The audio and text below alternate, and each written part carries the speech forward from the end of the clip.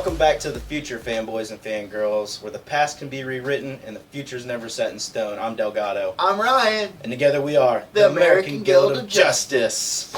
The tasty topic, people.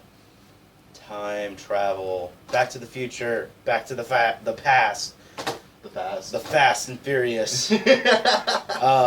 Yeah, time travel.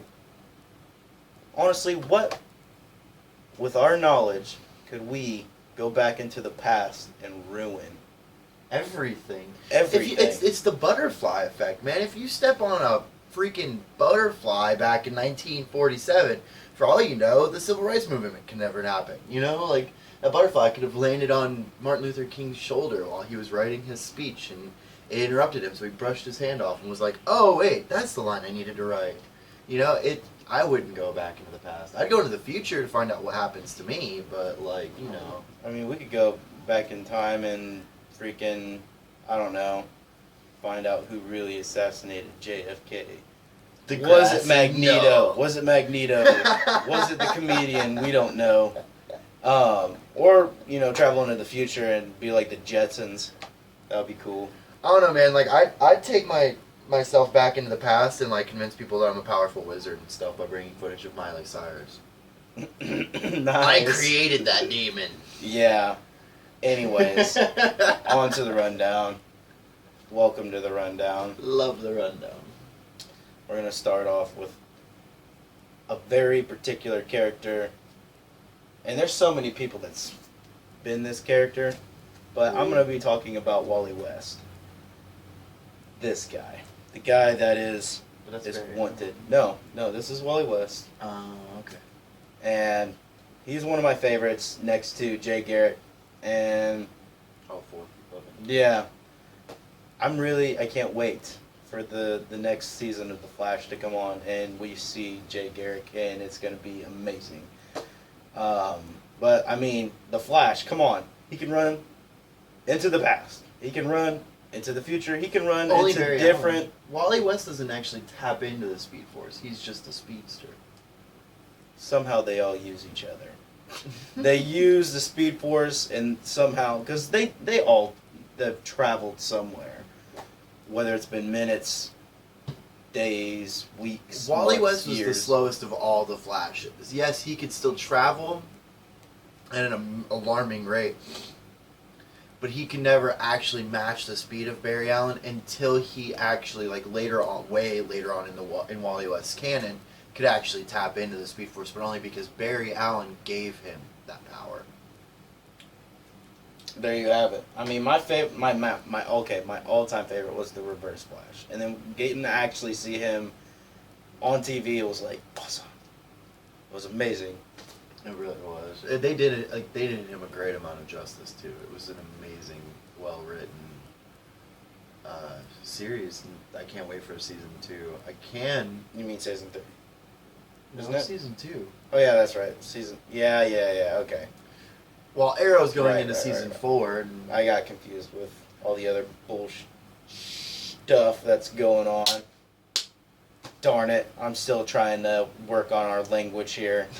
we both You'd think after so many episodes we'd just be like, oh my gosh, you know. Anyways, we're working on it. There's no on-off switch for us. It just kind of, it's work. Yeah, it's kind of like going back to church after being an atheist your whole life. Like, you know, just like going to church for the first time. And it's just like, yeah, it's whatever. Anyways. We're trying to make it better for you guys, ladies and gentlemen. And kids. And children. Yes, we're trying to hit that PG-13. But anyways, go on with your comic. Ryan. I'm going to talk about Bill and Ted's excellent comic.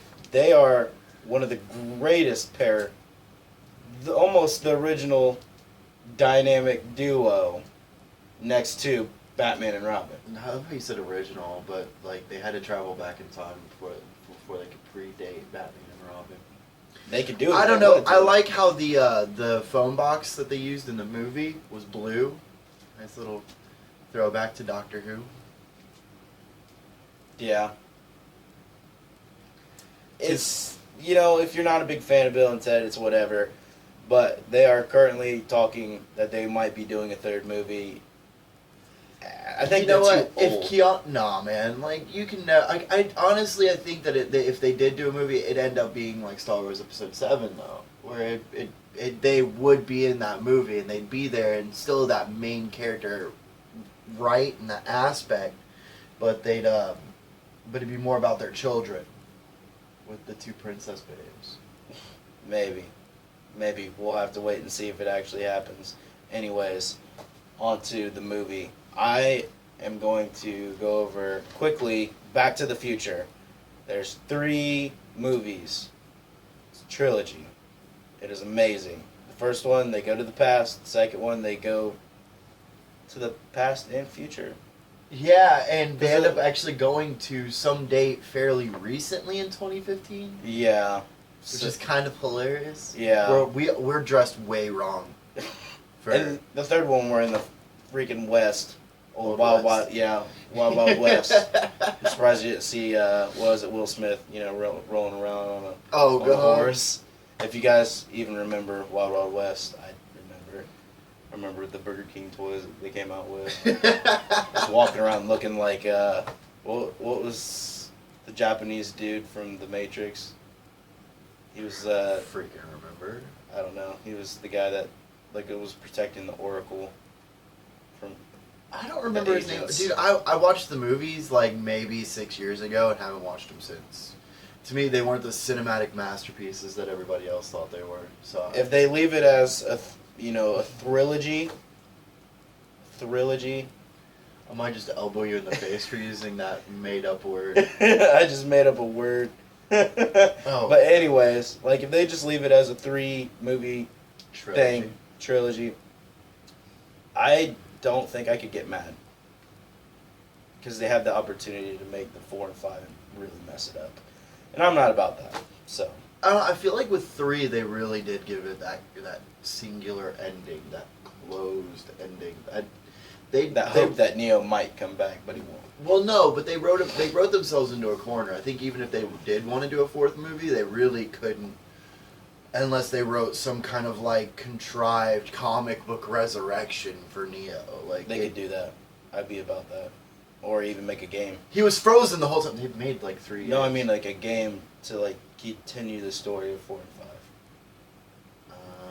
That might be pretty cool. Yeah. Anyways, we're gonna go over X-Men: Days of Futures Past again, but we're gonna do it right this time. Because if you remember, we did X-Men: Days of Futures Past for our first episode. Was it? Yeah. It was somewhere way in the No, it was beginning. seriously our first episode. Was it? Mm-hmm. Wow, it's been a long time. It really has been, hasn't it? Holy crap. It's almost been a year. Oh my god, it hasn't even been a year yet. No, it even hasn't been a year. Alright, but yeah, Days of Futures Past, everybody, this is my favorite X-Men movie. First Class was good, the other 3 sucked. A lot. But that's my opinion. You guys can have your own. That's the glory of being a nerd. I really liked this movie. I really liked First Class, mostly because it didn't have Hugh Jackman in it. Don't like that guy. Jerkman. I think my favorite part about this movie was Bishop. Yes. He's one of my favorite Marvel characters of all time. He's very brooding. He's very quick to do what he knows is right, even if he has to get there the wrong way. In the TV show Adaptation, the animated series Adaptation of Days of Futures Past, he travels back to... Wow, he actually travels back in time to kill Mystique, doesn't he? No. He doesn't realize it was Mystique's fault. No, he was traveling back in time to stop Cable from killing Professor X. Oh, right. Okay, yeah. Because Professor X was just off on another, plane. He wasn't even realizing anything about mutants or anything. He wasn't even caring. I think he was a teenager. They had him in the cartoon, and he was in a diner or something like that. And then Cable shows up, and he was like, "You're a dead man." And then Bishop shows up, and he was like, "No, stop!" And then somewhere Nimrod gets thrown into it. I don't know. It was very confusing. But it was the TV show, so it had to be confusing. But yeah, every Days of Futures Past tie-in seems to lead to the same thing. Somebody has to travel back in time to stop somebody from ganking somebody else, which is hilarious to me. Sentinels in this were completely redesigned. Like, they were perfect. Ground up redesigned. They still have the same color scheme, but like in this, they actually had the ability to use mutants' powers against mutants. Well, it almost took them, the 15-year gap to actually really do a good job with the Sentinels.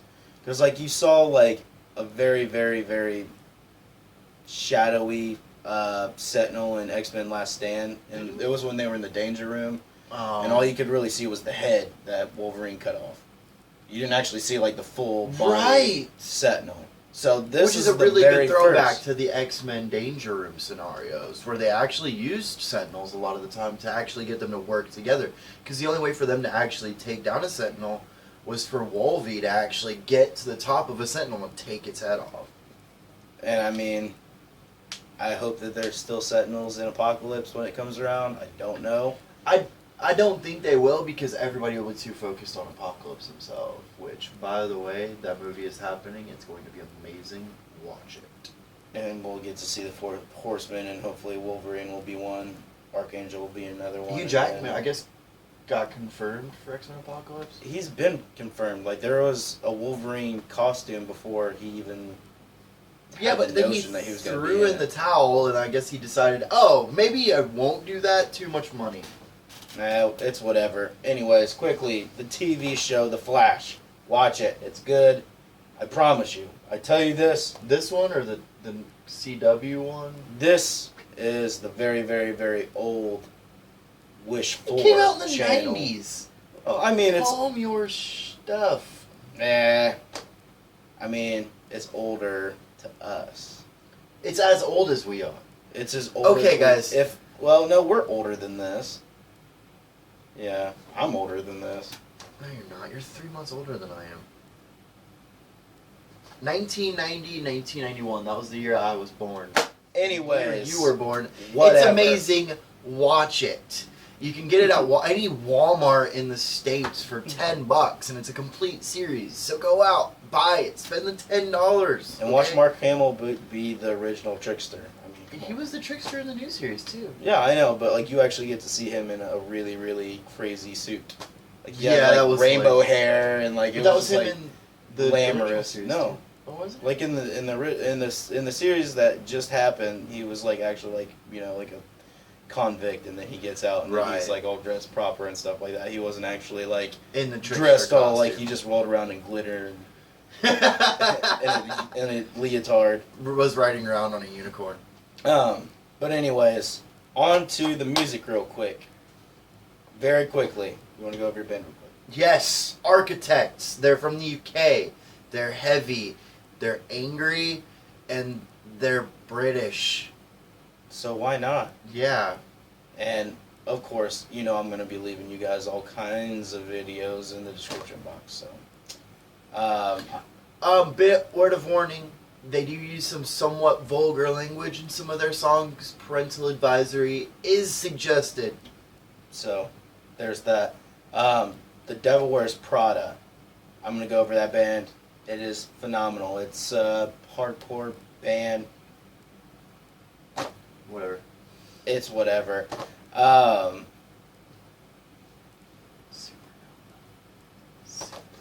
Supernova is their newest single that is out right now for the Space EP. He's cranky because it doesn't sound like old Devil Wears Prada, and by that he means Mike Ranika's unrefined vocals with terrible backing instrumentals. It's amazing. It's very spacey, which ties into the theme of their new EP. I didn't even really think that it sounded spacey. It does at the beginning. Like, it sounds really trippy, like very Between the Buried and Me. There's still hope for it. I mean, unlike Architects, I don't have to throw a parental advisory out there. It's metal music that is kid-friendly. Yeah. So, like I said, it's good. I like a lot of their older stuff, but... Yeah. I love everything that they keep putting out because I feel like it's a quick progression for them. Like, they keep taking one step up for me. Like, they keep progressing further and further into their own right as a metalcore band. They were there during the founding. They were there. They're going to be there for the inevitable demise of metalcore. Quickly, the real life superhero bit. We're actually going to be quickly going over Skullfire. It's an in training real life superhero. So they're like a ward. Oh, so they're like Robin. Yeah, they're like Robin. New Jersey. That's all we really know. We don't know what organization or anything else or what they look like. But eventually we will find out, and hopefully they end up becoming like something great one day. One day. The spoiler dish. Tom Holland, everybody, is the new Spider-Man. He seriously...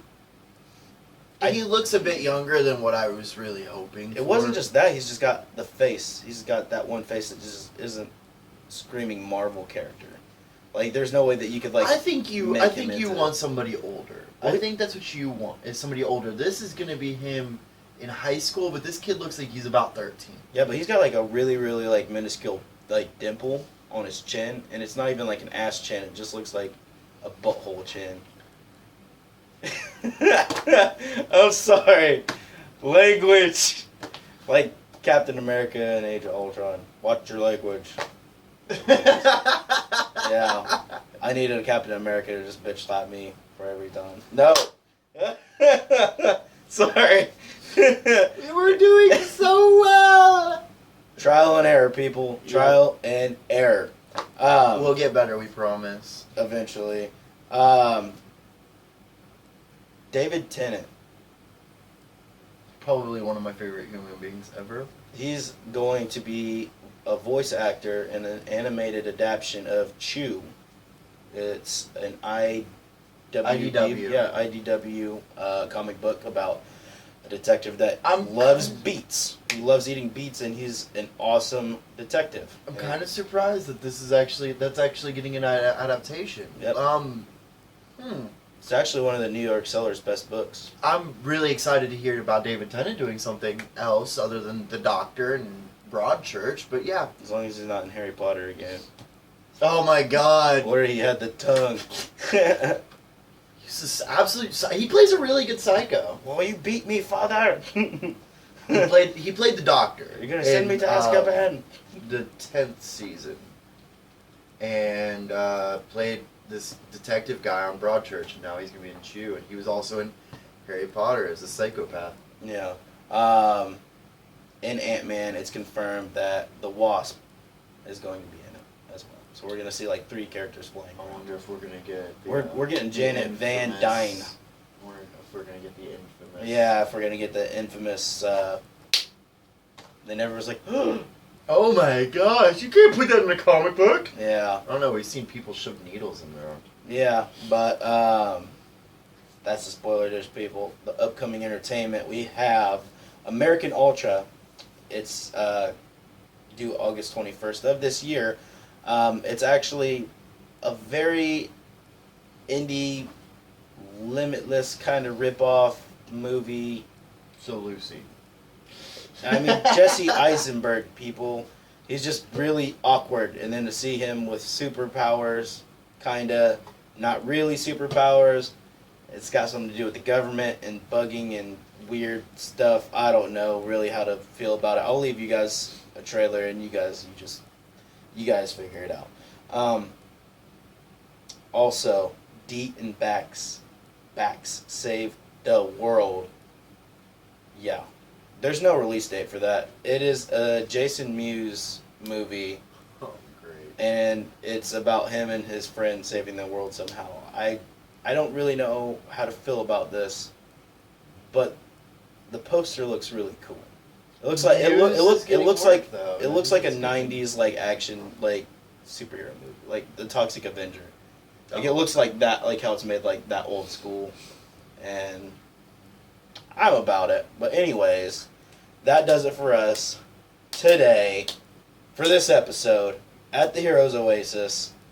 We apologize for our vulgarity, We will clean up our act. Retroactively apologizing for that for this episode and previous episodes and the episodes that will accidentally let one slip. Yeah. Inevitably. But we will see you next week, and we love you. Thanks for watching.